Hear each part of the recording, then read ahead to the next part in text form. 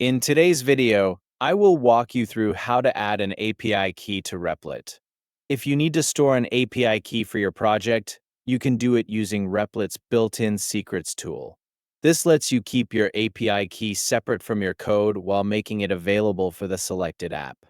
Start by opening your app in Replit. At the top of the workspace, you'll see your tabs. Click the plus icon to add a new View tab. This opens a menu where you can add additional tools to your workspace. In the search field, type Secret to find the Secrets tab. When it appears, add it to your workspace. This keeps the Secrets panel available whenever you need to manage credentials for the current app. After adding the Secrets tab, click on it to open the panel. Inside, you'll find the option to create a new entry. Click New Secret to begin adding your API key. The first field is for the name of your secret. Enter a clear and easy-to-recognize name so you can identify it later. Choose a simple label that describes the service you're connecting to, and avoid putting any private information in the name itself.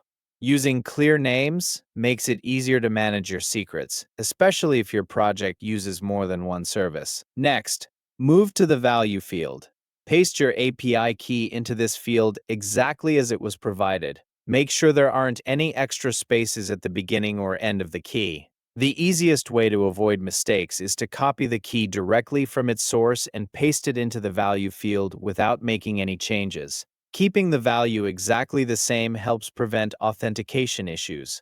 Once you've entered both the name and the API key, save the new secret. That's all you need to do. Your API key is now stored securely for the selected app.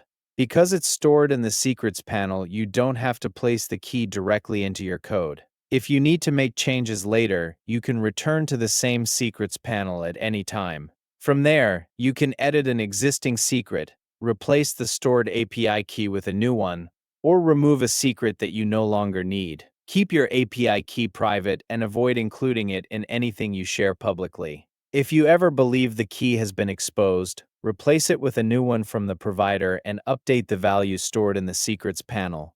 After updating the value, save the changes so your app uses the latest key. That's all there is to it. You've successfully added an API key to Replit using the built-in Secrets tab. The process only takes a few moments and keeps your API key stored separately from your code. Whenever you need to add another API key in the future, you can follow the same steps by opening the Secrets panel, creating a new secret, giving it a clear name, pasting the value, and saving it. Thanks for watching, and I'll see you in the next video.